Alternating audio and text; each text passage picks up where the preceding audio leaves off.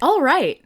Welcome to XLN3, the podcast where we break down the plays and players showcased in Excellency Mid and Heavy League tournaments. I'm your host, QuiteIndubitably, here to take you through the league amateur scene in Excellency. I am Zephyr, your Heavy League analyst, and I'll be taking you guys through. Wow, I'm just saying taking you through. That's fine. Pass it to Doctor. I'm the Doctor, and I am the mid-league analyst for the analyst desk. Thursday nights for Thursday when you want to see Zephyr on the heavy league. Got your back there, buddy. Thank you. But yeah, here we are. We're going to be breaking down all the action of this previous week, setting you guys up for the rest of the season. And I think we can just jump right into it. Yeah, we certainly can. Today we will be taking a look at Season 2, Week 1 of Heavy League, where Zephyr will be breaking down what happened and what we can expect to see going into Week 2. And after that, we'll hear from Doctor about the beginning of Mid-League Season 1, also just starting out. Zephyr, take it away with your thoughts on Heavy League. Sweet. You guys can throw in questions whenever you want here. This is a discussion, but... Heavy League Week 1 has come to its finality, and everyone played through all their games. We ourselves here on XLNC covered the game between Mizzou Esports versus FGCU Esports. It ended up with FGCU taking the victory in a 2-1 lead over the series as a whole. So nothing crazy to say about the overall thing regarding them. The series was pretty standard across the board. There was nothing really insane, but it's definitely got some talking points. Right, it certainly does. Oh, okay, yeah. Let me get right into that because there's so much we can talk about. Sure. All right, so raising with the teams, Mizzou's new here, so we haven't really gotten a great idea of what they're capable of. So this was their first showing. FGCU, on the other hand, we've seen them before. They actually placed third last season. So coming into this, we kind of had, I wouldn't say some expectations, but there was a general idea that hopefully we would see some success. Because teams like CGC, those guys finished 2-0 in week 1 here. So we were along the same lines, but that didn't happen.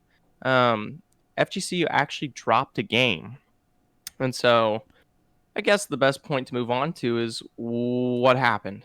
What's going on? What's making Mizzou good? Are they good? What's making FGC good? They managed to win it. I guess that's a thing, All right, so FGC relatively, they were pretty strong. Let me make sure I've got my notes here so we can go into this more efficiently. Okay. Are you just not going off the rip, Zephyr? Are you actually reading from a script right now? Zephyr's not reading from a script. That would be QuiteIndubitably's job. Yeah, it is. But oh, well, it looks like we just lost Zephyr for the first time in this recording. Welcome back, Zephyr. For those of you who don't know, Zephyr will periodically drop in and out. It is a delightful quirk of his Wi-Fi. Absolutely. We're going to take a lettuce break off of that one. Time for the lettuce break, of course. Okay. I need questions, guys. You can't leave me out to dry here. Absolutely. Facilitate discussion for me. I do apologize. So let's talk about that game that FGCU dropped. Oh my god. So that was game 2. And the most notable thing about that draft to me was the fact that FGCU drafted a Sona Lux bot lane. Now, Sona Lux is the bane of my existence. It is so frustrating to play against, and it scales in power and utility throughout the game. Now, it looks like Zephyr's Wi-Fi hates Sona Lux bot lane so much that it has rage quit once again. Welcome back, Zephyr. Okay, yeah, Sona Lux bot lane. That was an interesting choice because my boys over at FGCU, their win condition revolves around Thomas, their ADC. And so game 1, it was pretty standard. We saw relative ADC pick, nothing crazy. I believe game 3 it was Samira. I don't quite have that all up in my head. But yeah, like you said, they went to Sona Lux. And It It's a really fun did. draft. It is. It is. I mean, fun for the Is players. it fun? Is Is it? Sonalux fun? It wasn't Yeah. fun for them because it fell off. It fell off really hard. And eventually, what was FGCU's win condition just didn't work out at all. And for some reason, the rest of the team, I won't say Thomas was bad in terms of what he was doing in terms like performance wise, but he was kind of the middle ground for once. He wasn't the star-studded player that kind of carries this team, and as a result, you would expect the rest of the team, whether it be like Ronaldo in the jungle or Rabadon in the mid, to pick up the slack, and that didn't come through. And so they actually lost game 2 quite hard, and it played to Mizzou's favor because Mizzou loves to roll over, and because they had such an easy time not having to really deal with the damage from Thomas, it didn't work out in their favor, and you had an Aatrox just kind of slam through that game too. You know, it's very fascinating to me that FGCU would even choose to draft a Sonalux bot lane. So first of all, patch 10.18 saw some nerfs to Guardian. These are pretty significant laning nerfs, and it does threaten quite clearly the early safety of the Sonalux bot lane. So that leaves this bot lane susceptible to threats if, Mizzou were to really try to look to punish that. And I do think they tried to, and with a certain amount of success, right? Mizzou came out of lane with more resources from the bot lane than they did in their other games. In this game too here, I remember a distinct moment where Mizzou got a cheesy pike hook onto FGCU's bot lane and really chunked that Lux out. Now, you've identified Zephyr Thomas as FGCU's win condition, and yet Thomas was on Lux. Thomas built a Crucible. That seems entirely antithetical to their playstyle and their win conditions. Why do you think they would have chosen this lane? Okay, I don't know. Let's be honest here. This is going against completely what makes FGCU good. All right? This team excels when you give your strong side to your AD carry. To watch them kind of shove that under the rug into game 2 there was really sad because game 1s and 3 were simple. Thomas was on standard AD carry picks, and the game eventually got to the point where he scaled up and they rolled over Mizzou. Now, Mizzou put up a great fight, and they're definitely contestable, and we'll talk about that later. But I don't know why they drafted that. I don't have the draft up anymore. Sadly, it's not coming through and loading any for me, which sucks. But if I was able to, I maybe could give a general synopsis on maybe why they would go that direction. But overall, that's not playing to your strengths. And So it is a pretty strong lane, though, even though it's been nerfed repeatedly. I think just right now, the number of hard counters is too high.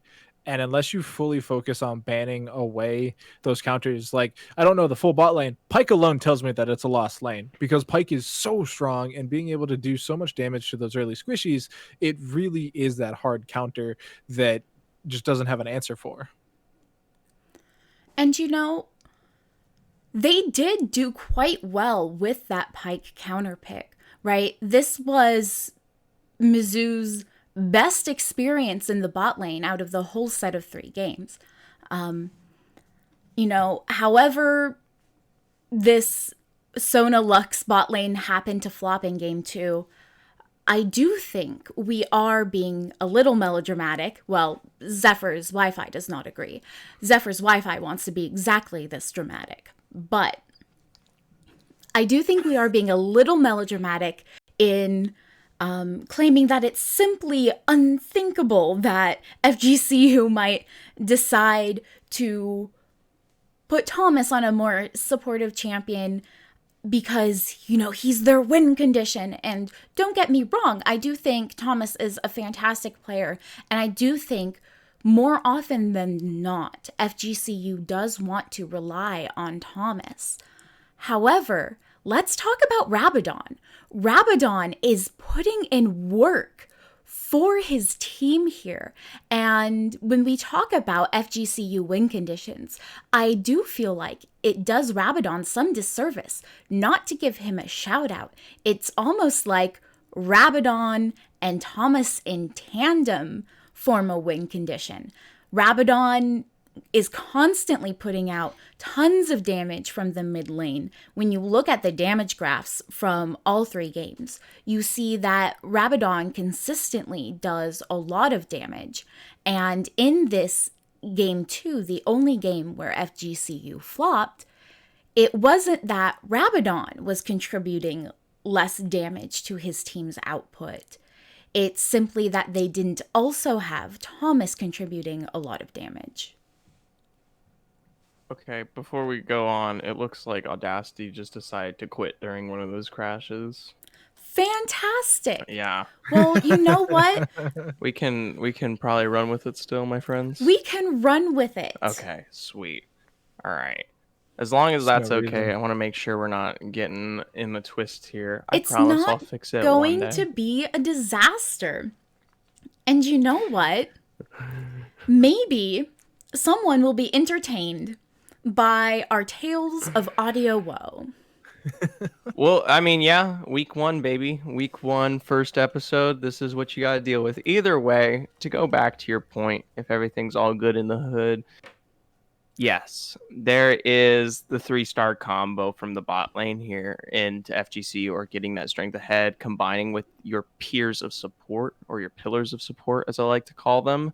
Ronaldo being that early presence, like you said, Rabadon being a great mid laner who gives yourself the action and safety as a bot laner to find yourself securing that lead.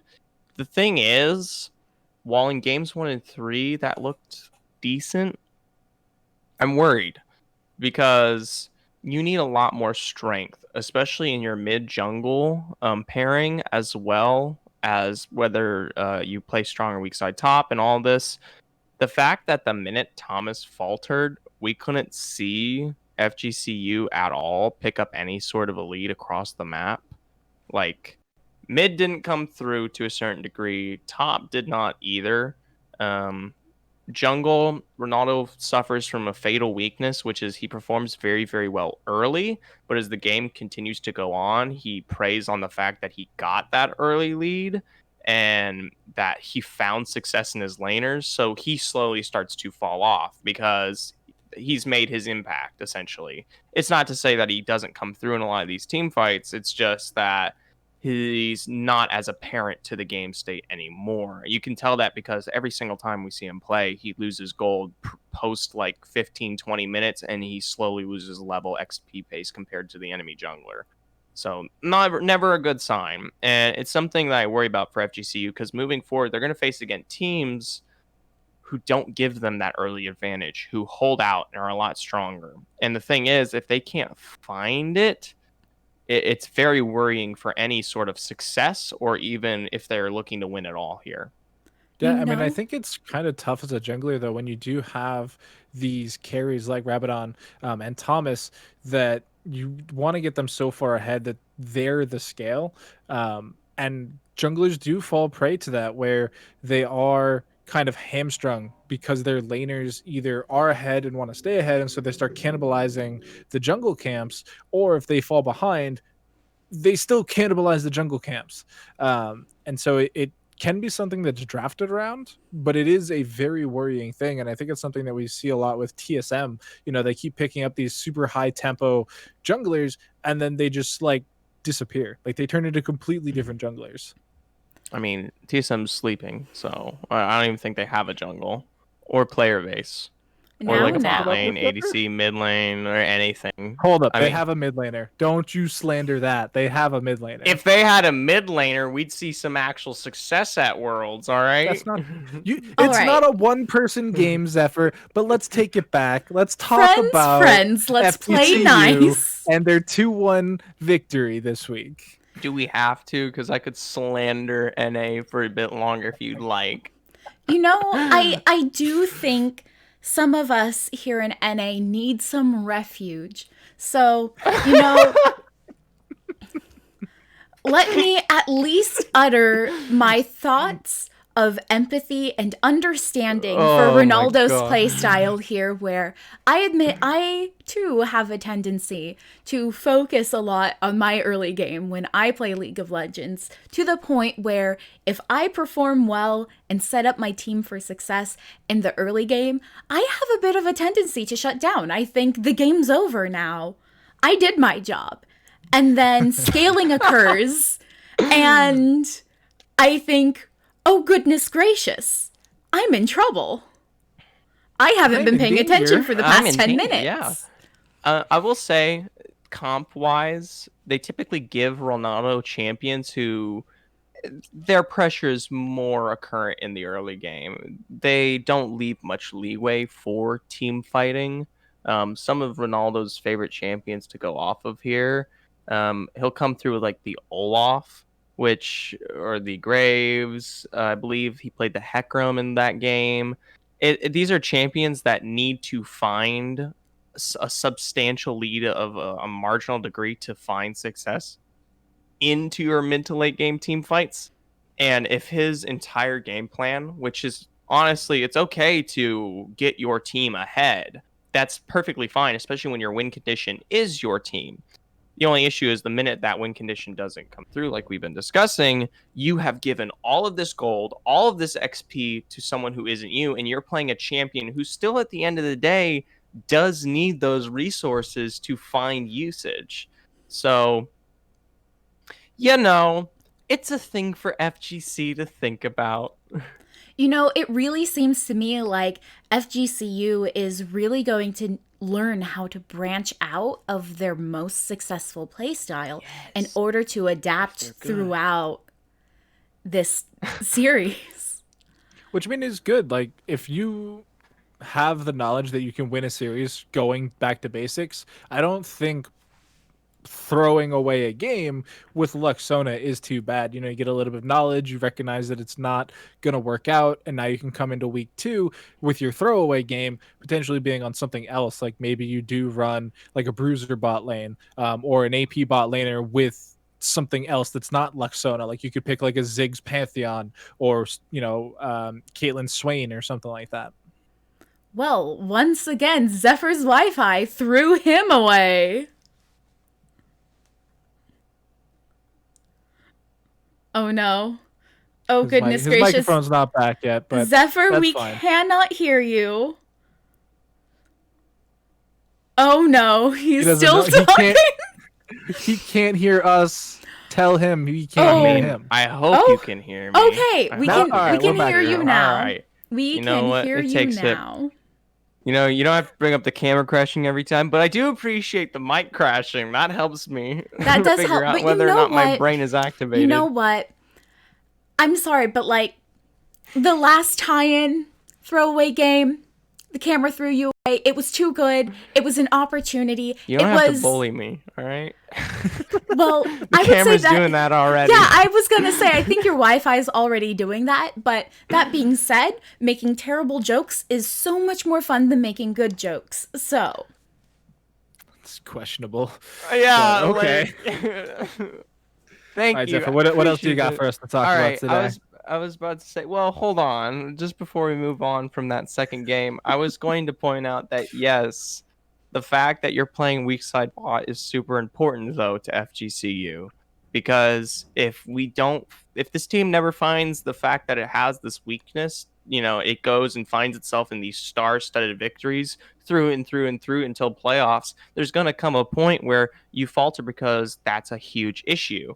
It's okay to have your strengths, but a team that's going to win and take us to an XLNC heavy league cup, I mean, they need to have essentially no faults. So, it's good. I can see how the game 2 is a reasonable loss. I mean, they still won the series. All right. And well, that's what matters. It is what matters in the end, but it does look like we have more or less identified what we might like to see from FGCU in the future. Now, Mizzou did not quite emerge victorious this time, but the season has only just begun. So, Mizzou's good. Mizzou is definitely very good. I'm excited to see how they pace up against other teams because FGCU does have the experience behind them. Mizzou is a new team. These players are just kind of starting out, getting into the thick of things here as they've just put themselves together over at Mizzou University. FGCU has that last entire season to work with, right? And the thing that I saw from Mizzou that was really nice is that they all are win conditions. Every single lane has the potential to work out and play into the favor of any sort of victory for them. You can come through top. That's how they won game 2. Polar looked insane through the top lane on the Aatrox. He was actually unstoppable. If he was in a team fight, you won it. And so as a result, Mizzou looked fantastic. And the thing is, if they find themselves with any sort of lead in one of these lanes, they're really good at capitalizing it. The only issues that I see from them right now are that stick out like a sore thumb is macro-wise. They're definitely a lot slower to the pace, and they have a tendency to give up a lot of major objectives. We're talking the drags, the towers went off, the gold leads slowly in some cases will accrue in their favor, but most often it doesn't. And their champ pools are akin to something on someone in solo queue because they are like a new team in terms of compositions. They're working with what they play best right now. They don't really have that kind of concrete, okay, this kind of win con works for us. We need to throw this into the mid lane, this into the bot lane. It's like a good example. If we go to the mid laner on Mizzou, I believe it was Fuzzy Owl. She only plays relatively 3 champions to an intense degree, or she favors 3 champions. And she does have a few others, and she can play through general mid laners, but she's got Orianna under her belt, Ari, and Akali. And in 2 or 3, all 3 of those games, yes, and all 3 of those games during the ban timers, we saw at least 2 of those champions get banned out every single time. So it was really easy to funnel her a certain direction. She ended up playing Akali game 1, Akali game 3, and I believe it was the Orianna game 2. Don't quote me on that. I'm trying to whatever. But either way, if you're that predictable, which a lot of Mizzou is, we're talking the bearded lady in the jungle, a Ghost Toasties has some favors in the bot lane, etc. That's going to become a huge issue in terms of just winning game at draft. It is very concerning. Yeah, draft, I think, it's draft is weird because on socials we get a lot of times where it's like waves where it's like, draft is the most important thing to winning a game, and then a couple months later they'll be like, draft is important but it's not the only thing that wins games. And league kind of is like that, where you don't win in champ select, but it does make it a hell of a lot easier. Yes, that is a good point. If you draft well, you win game. I agree. It's not the make or break it at this elo, though, of course, Doctor. I do think it is going to become an issue because teams know this now. Teams are going to be able to look back, especially at some of these VODs. They're going to be able to look at this podcast if they have the big brain and they're all about that XLNC content. We're spilling secrets, and we're spilling secrets out here, guys. We got mega brain strats, but that's the thing.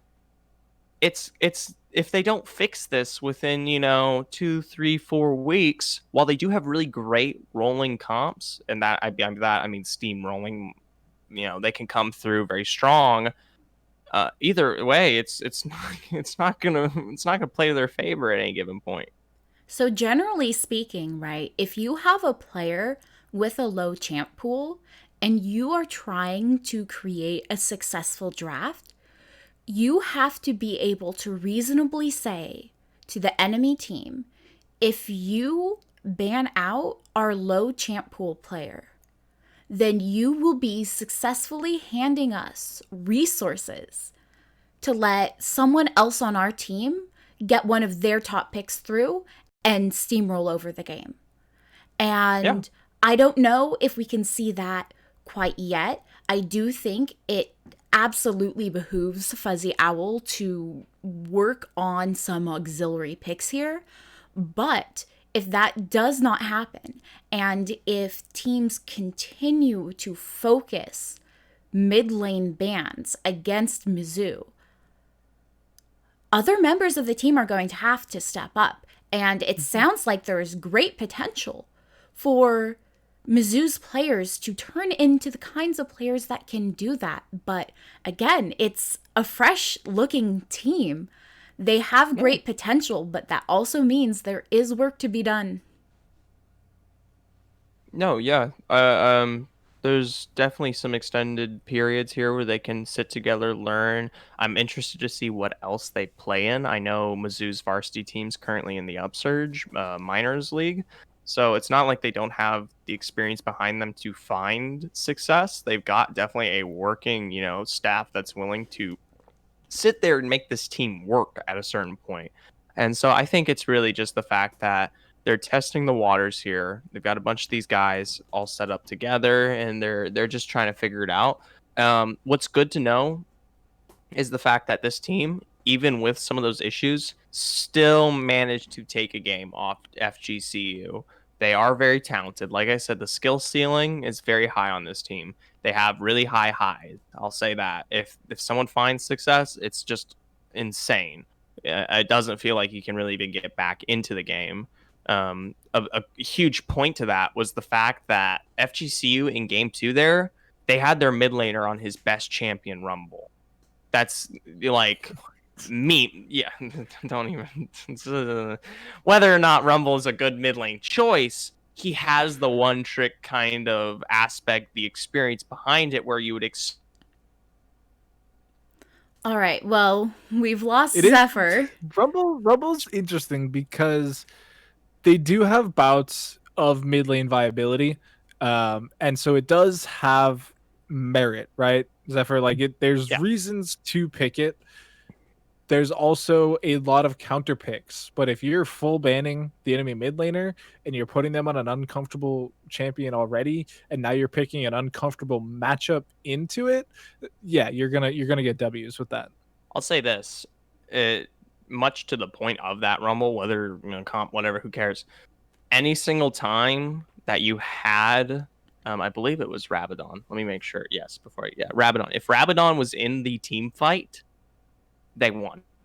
Yeah, it's Rumble. Rumble is designed to win team fights, whether it's at Dragon, Baron, some random spot in the jungle. Rumble's going to win you that team fight. That's what it's designed to do. Rumble is a terrifying champion, and when Rumble is a comfort pick for you, you cause fear. You truly do. I think, it's reasonable. The thing was, though, we go back to those really high highs for Mizzou. The fact that Polar, I believe, was the one who was on Aatrox there. Insane. He got a small level advantage, and it was undefeatable. You couldn't even get past it. Right. It's going to be very exciting to see play from Polar in the future. Now, I know this game wasn't on stream, but I do want to move on and talk about CGC versus Booyah Exiles. Fun name, but it was a very, very interesting series to look at the stats from those games. Notably, every other game in Heavy League went to 3 games, but this one. CGC 2-0'd Booyah. Now, what are your thoughts on that, Zephyr? The nice thing about these two teams is both of them we've seen before. CGC comes from last season, so does Booyah Exiles. So they have tenured their experience here, and that's hilarious because they happen to also face off against each other. And the thing was, Booyah Exiles last season was not akin to one of the best teams, and CGC was our favored victors, and they did win it all last time. So to see the 2-0, I wouldn't say it was very surprising. I mean, everyone in the predictions literally went hard on this. They all straight up had no doubt CGC was going to come through, and it's no surprise. This team is insane. They are, I wouldn't say slow. Slow is a terrible word. They choke you out. It's suffocating.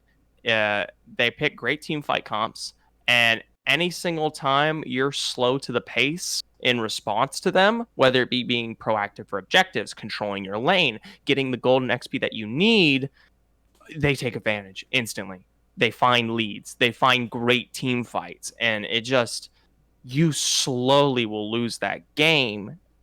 It's nothing insane. Like, you don't have these really high, skill caps or anything like that. It's just that everyone is so well put in how they handle the game. And I'm not surprised that Booyah faced a loss there. That being said, I will argue that perhaps CGC's 2-0 scoreline for the series is not as decisive as it might first seem. See, while CGC had a typical CGC game in game 1, right? We see that steady accruement of resources where CGC really was choking out Booyah.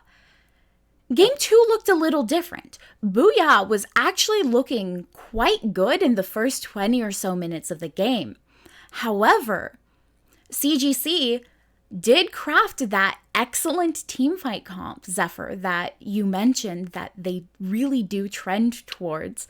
And it just so happened that they got a good handle around a Baron fight. Their Misfortune was able to secure the first Baron of the game over to the side of CGC. And was that, it a steal? I don't think it was a steal. I have not seen the VOD. I have only seen the stats. So there are certain elements of this game that are a mystery to me. However, that's fine. What it looks like is there was a certain amount of fighting before a Baron, then some survivors took a Baron because the next deaths we don't see until a couple minutes after. That's what it appears to be to me. But anyhow, no matter whether this fight happened just around the Baron or while the Baron was being hit by some team or another, the fact remains that CGC were able to secure a Baron after being on the losing side as the result of a successful team fight. And this single Baron secure was the beginning of a turnaround for them. This fight in this Baron happened a little after 22 minutes in the game. And when you look at the gold graph, right? Yeah, do you see that gold graph? They just start making their way back in very, very steadily. You see kind of this even rate of gaining back ground until they secure their victory in that game too. So you can see where they fumbled a bit in that game too. They reclaimed it, which I do think is great credit to CGC. Yeah. But you're right. I can see where you're coming from. The fact that they're not completely unfalterable. I will say, just like Doctor, to give you a synopsis on this, if you can see this. They've got Kennen in the top lane. This is not CGC. This is Booyah. Booyah's got Kennen in the top lane. Hecarim coming through the jungle with an Orianna mid with the Draven Morgana bot. Oh, Jesus. All right, and they fostered an early lead off that. Does that surprise you?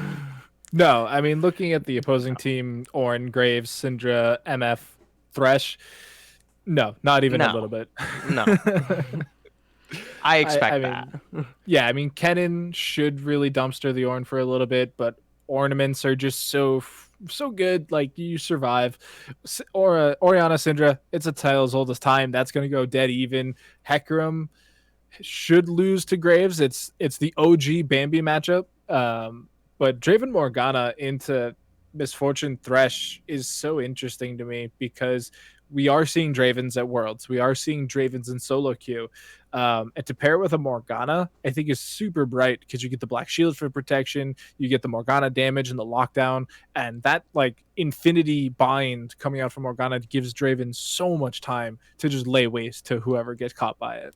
I do think in about any drafting phase, if you are not pick banning Morgana, you are doing something wrong.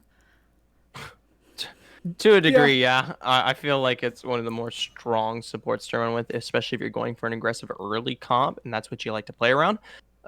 One thing I am noticing now, though, about this, because I go back and I'm starting to actually take a look at how this victory came about for the side of CGC. And one big factor to note here is the absolute presence by CGC's Graves into the second game. Not to say the Hecarim was bad in any way or anything like that, but in terms of how much impact that the Graves had into facilitating that win condition and transitioning what was a kind of poor early game for CGC into a victory at the end of the day. So much respect to this guy. He came through. He's got kills in relatively every single lane, with a lot of heavy focus on the mid lane, more specifically. And then he's constantly transitioning, finding the rifts early and some of those early dragons, more so than what was, I believe, Booyah Exiles before they, found the first major team fight for themselves. And even after that major team fight, they came through again and again, and you see this Graves keep popping up, and he keeps finding success. And then, of course, you have the team fight comp that's finally coming on mid-game, and CGC does what CGC does best, right? So I see something. Yeah, I mean, you can look at almost every tick on the graph here, and for the first 20 or so minutes, almost every single one of them has Graves involvement, whether it's a kill, it's an objective, it's both even in some cases. And that is why you pick the Graves. You do want this early game production. You do want to be involved in the lanes and getting the objectives. And because Hecarim can be more of a scaling jungler, the Graves does so much for your team to let the rest of your scaling bloom. And that's exactly what happened. Yeah, CGC is absolutely going to be difficult to beat. I do think Booyah has started to stumble across some of the keys towards defeating them in the future. Whether anyone is going to do so often enough to upset them over the broader course of this tournament remains to be seen. But I do think CGC is going to have to stay on their toes. With any hope or luck for those of us who want to see a very competitive, a very competitive showing this season, I really do hope some of these other teams start piecing together exactly how to go toe to toe with CGC, because it is such a team to beat. Yeah, one of the last games from the previous season before finals was actually FGCU versus CGC, and I'm interested to see how that matchup plays back this time around, given that if early disadvantage is something that CGC can potentially falter and find themselves in kind of that hole, FGC is the perfect team to find success in response to that. So I'm really interested to see what that matchup may kind of work out to be. Sadly, I don't think we actually will broadcast that, but either way, very interested. Right. I can't wait to be able to go over that. Now, before we move on, I would like to give a quick shout out to how the other series panned out this previous week in Heavy League. So we know already that FGCU did 2-1 Mizzou. We know that CGC got the single 2-0 over Booyah. But also, WyoBoomers did 2-1 Lotus, and Vlad Banner's only 2-1 Anarchy Fallen Paladins. Is this surprising? Yeah, I do. I think that's really surprising. The fact that nearly every single series in week 1, day 1, whatever, went to 3 games, that's huge. This means that the season's insanely competitive. The fact that no one, except for, I guess, CGC, is sliding over their opposing team, I mean, that's great. In terms of watching these further matches and seeing the competition evolve as a whole, that means we're going to get something competitive pretty much every single week, unless your name is Exile Booyah or Booyah Exiles. Alrighty then. So now let's lighten the load a little bit. Nice, I promise. As we transition from Heavy League to Mid League. So let's get the latest breakdown from Dr. weighing in. Yeah, I mean, this was season 1, episode 1, week 1, whatever you want to call it. All these teams coming together in a new initiative here. And while we didn't get all of our games this week, there were a couple that were rescheduled for the next coming days. We are going to have Glaive Black versus Goliath online this coming Monday, October 12th, and Catalyst Blaze versus Glacial Rising Phoenix 10-11. So you'll be able to catch up on the scores there. And so this week we did actually see, we saw Catalyst Frost take a 2-1 over South Dakota Coyotes, and we saw Divine Ascension Gold take a 2-0 over Drift. And so that was the game that we broadcasted this week, and it was a good game. 2-0 can sound kind of disastrous. Can sound like, as Zephyr put it, rolled over or bowled through. But in all honesty, the games were decently close. Drift did have some issues in the draft phase, which can be problematic. And Divine Ascension Cold just seemed really cohesive as a unit. And so it seemed like their struggles were just some of their later game shot calling seemed to fall apart. Yeah, I can actually point that out directly as I look into some of these match history results here. You do see some decent team fights come out of the side of Drift Esports, even in the face of like a massive 4,000, 6,000 gold deficit. I mean, that's huge. Yeah. You shouldn't be losing team fights at that kind of lead, especially. It's not even that. They're losing team fights when their lead is at 12.9k ahead. That is insane. That's 13,000 gold. You should not lose a team fight to such a degree. And it didn't even look like they were over-aggressing in any certain way. It just looks like they straight out lost it. So I can see the... Oh, yeah, go ahead. You would know better than I do. There were a couple breakpoints where they are super far ahead, and they just they greed for just long enough that they get caught out, and then their response is to try and save the caught out member, which even at 13k gold lead should work, right? You should just be inherently stronger, and it should be able to work. But in game 1, there was specifically a dragon fight at 18 minutes into the game, where they took an off engage. They tried to get a little bit more in the mid lane than maybe they should have. They ended up losing 4 members and the dragon. And then they also lost TP due to it being poorly timed and going down right as soon as you get in there. And it's small little plays where it's even though Divine Ascension has the draft, they draft for these big team fights and they play as a cohesive unit, there are these drop points in the match where they just kind of forget about everything, and that goes along with that.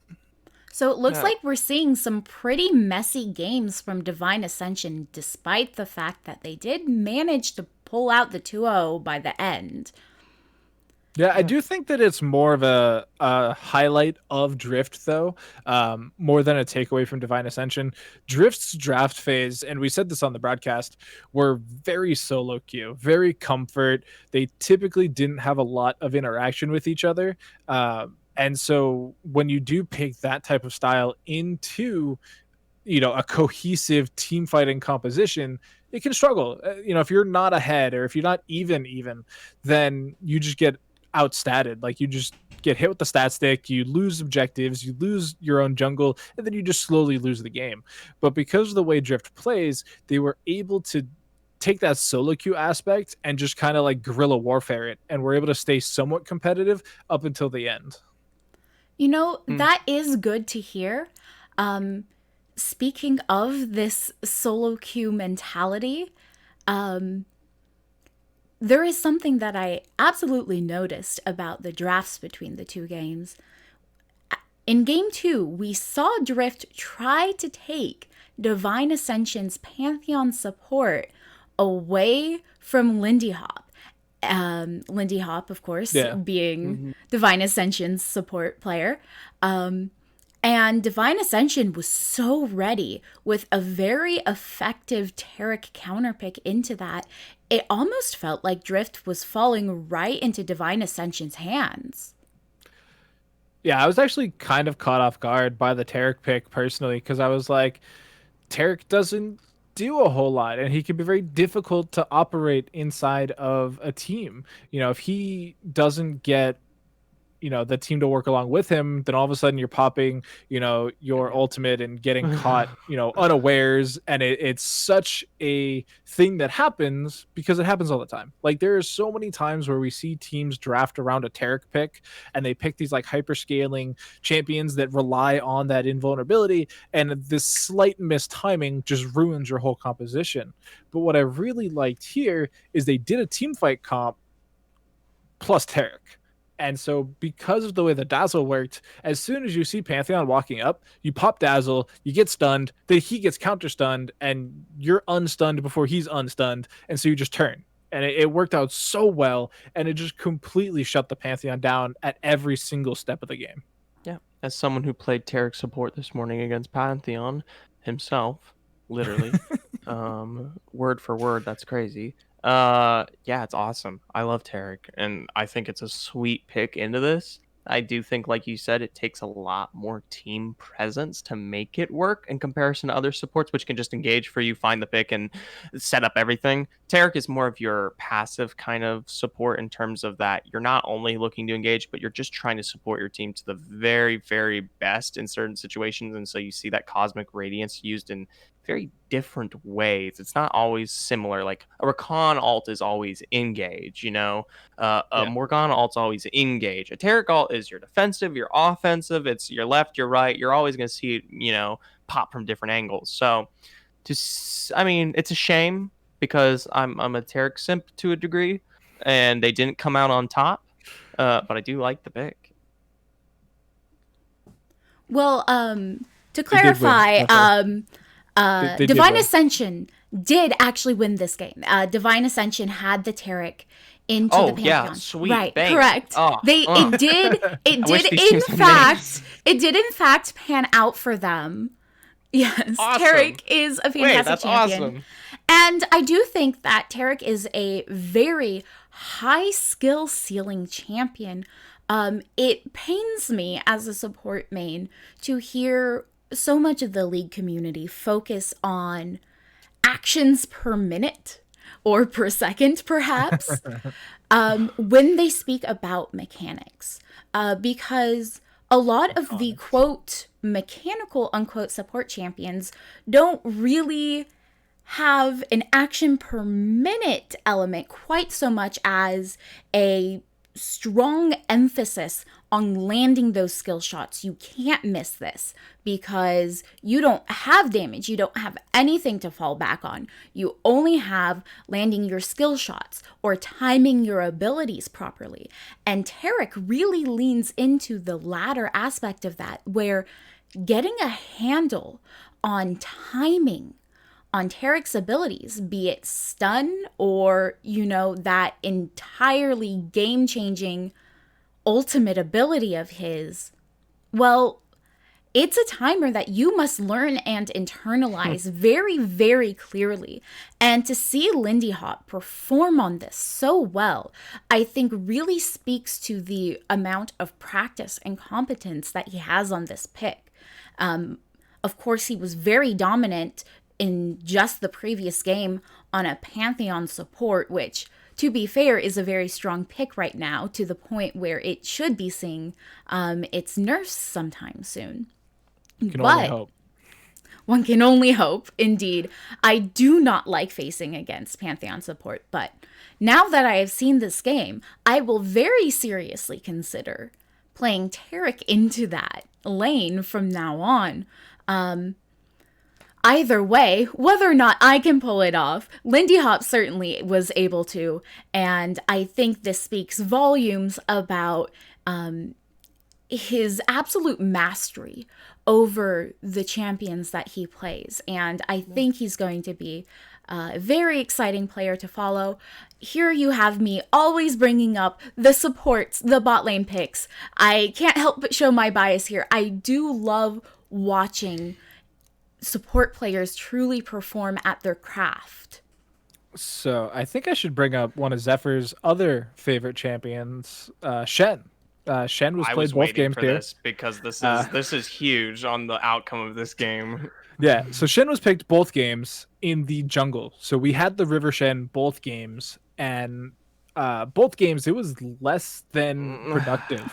We're looking at game 2 here. It went 1-8-12, which is not exactly the most optimal scoreline for a jungler. And jungle Shen, it works. Like, it's not something that doesn't work.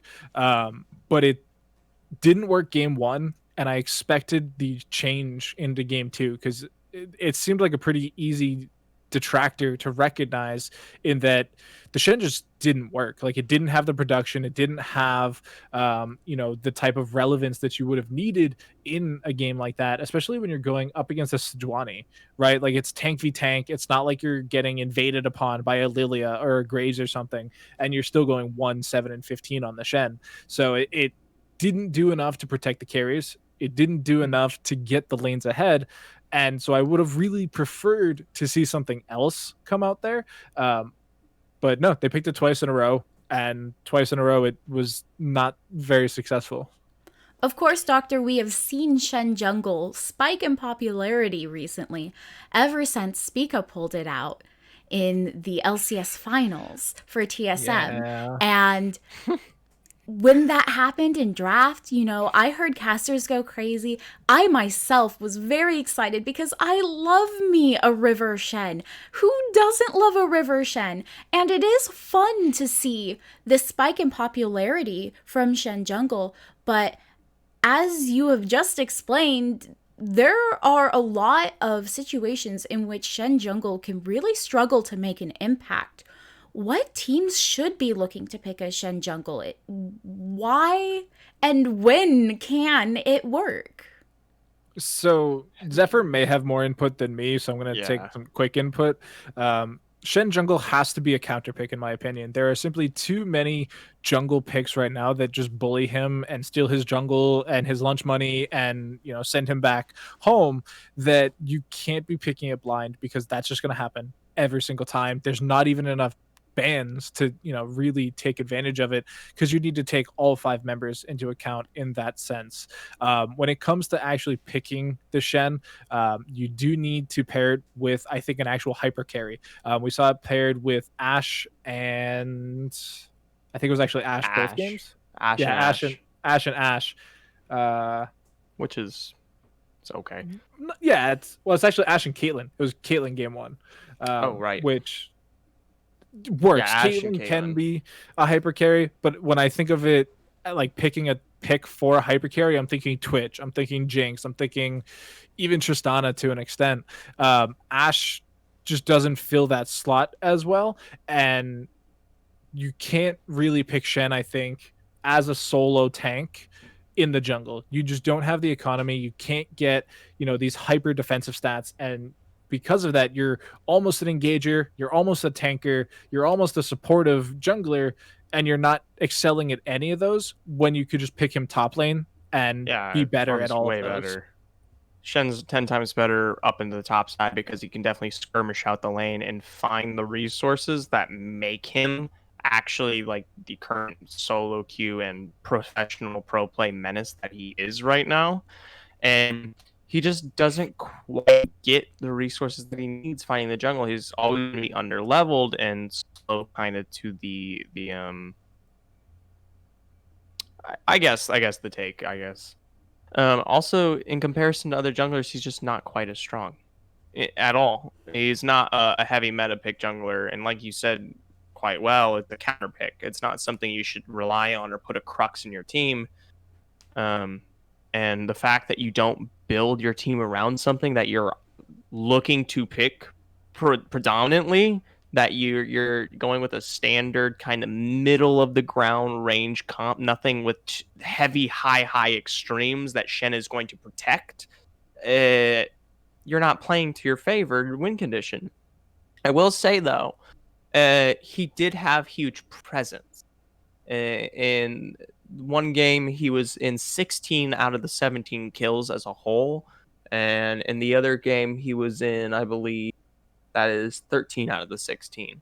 I think it's not impossible to make this work. I think you change the comp a little bit, and then you don't sacrifice as many resources every time you, the Shen, go into some of these fights. He's obviously in almost every single fight of the game. He's finding impact in some way. Only issue is every single time he's also finding a death on his belt, which in turn reduces the resources he can farm, that he can muster going in back into these lanes. He's not going to be there on top of the preemptive strike you need for these dragons and whatnot, because he's dead. Right? He's losing out on so many available tools. I mean, against the Graves in one game, he was 2 levels down. We go to the other one against the Sejuani, 2 levels down. You're behind.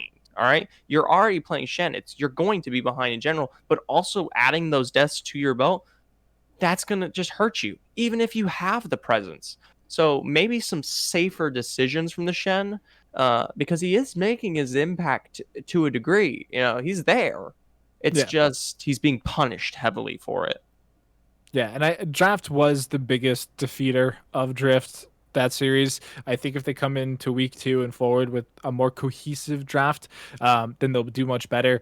And I mean, they have the skill, like you said. They're getting a lot of kill participation. They're being there for their team fights. They're just getting stat sticked to death. And so I would like to see a more cohesive draft that they can more easily execute instead of worrying about just simply being the better players.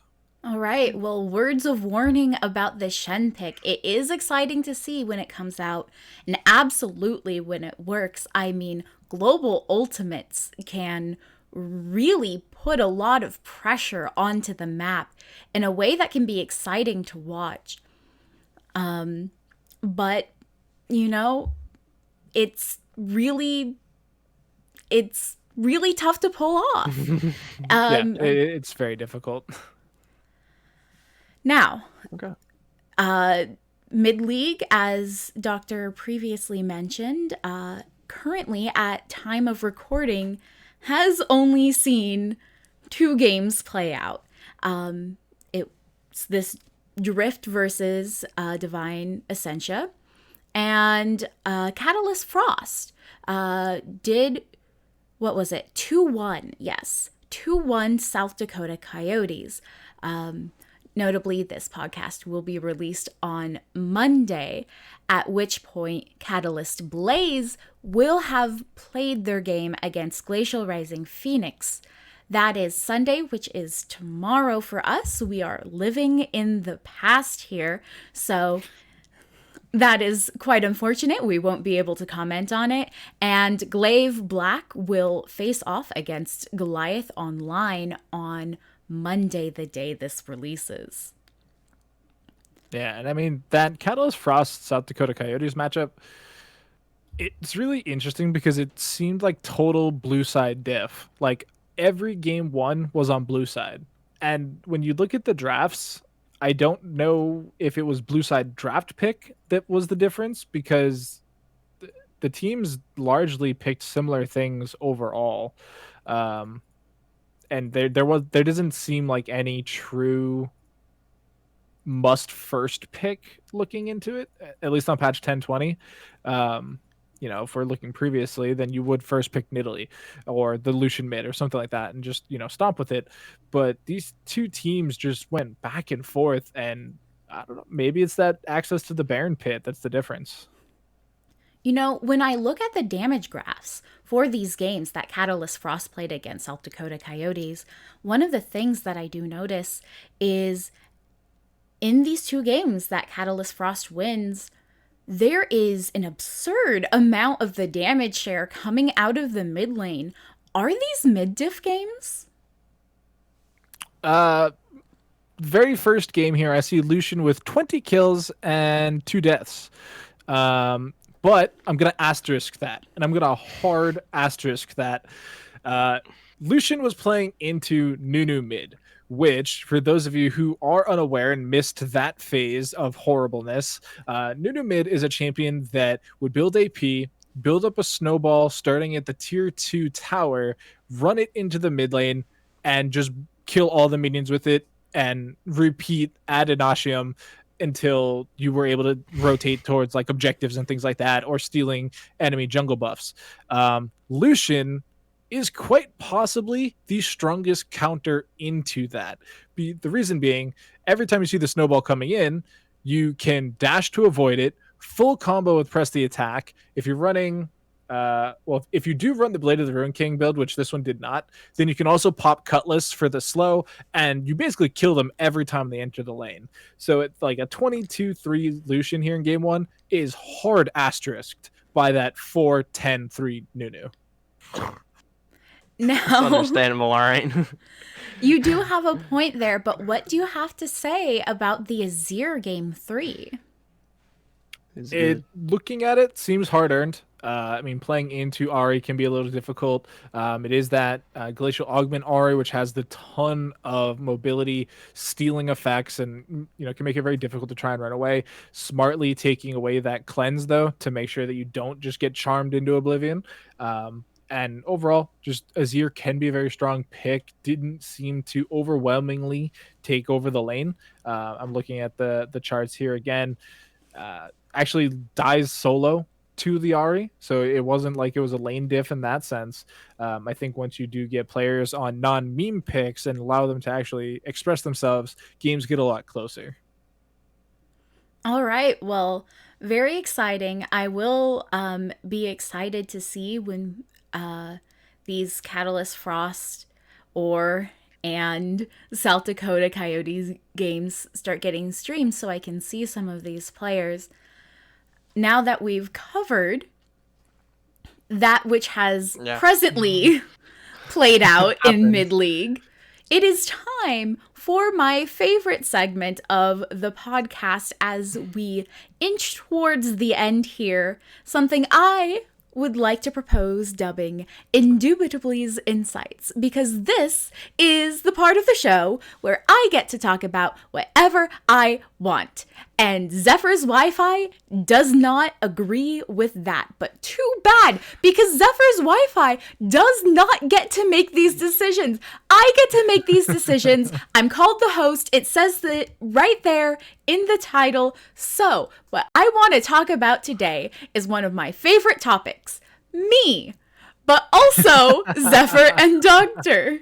Given this is the first episode, it might be nice for us to talk a little bit about ourselves, both in League and outside of League.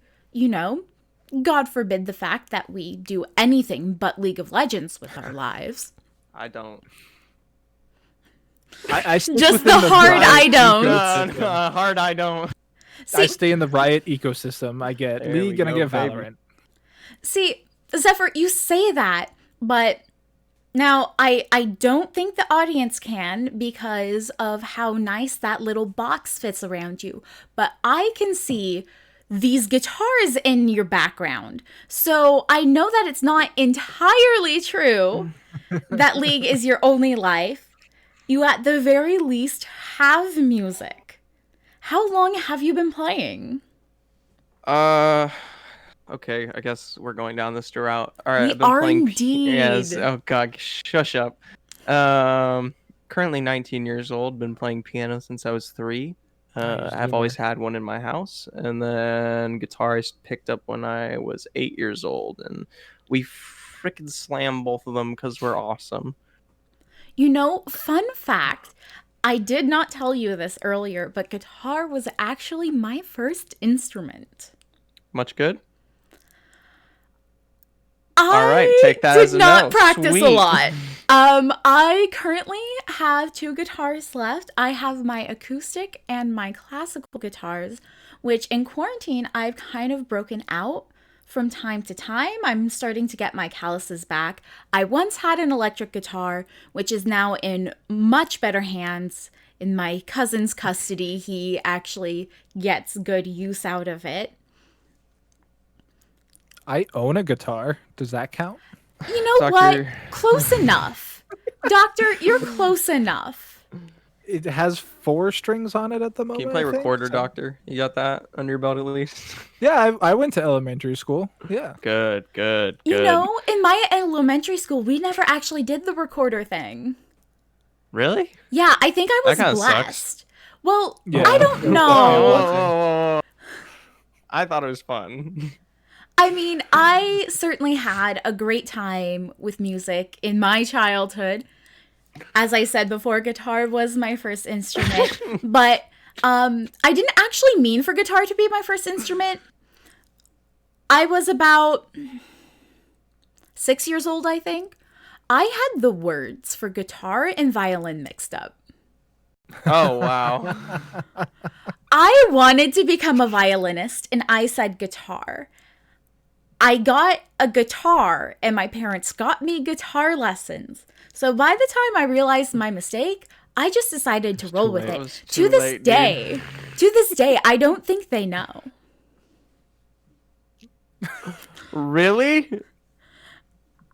I don't think so. That's impressive. Maybe I should tell them today. Yeah, I was gonna say, maybe you should call him and say, Mom, you remember all those years you put me in guitar and you were disappointed in me? Well, there is a reason, alright? Well, I don't think they're disappointed in me. You know, while true. Maybe that guitar worked out. I never got too far in guitar. I can play all of the campfire songs I want. That makes me happy. If I practice, you know, I can play some Taylor Swift. I love her. I love the new Folklore album.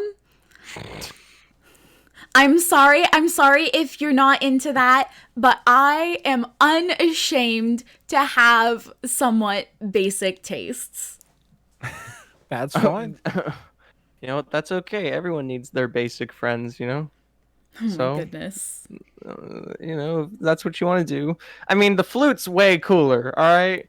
I'm sorry. Everyone likes the guitar and piano. Other instruments way, way cooler. And since you do happen to play it, I feel like you should advertise that more so.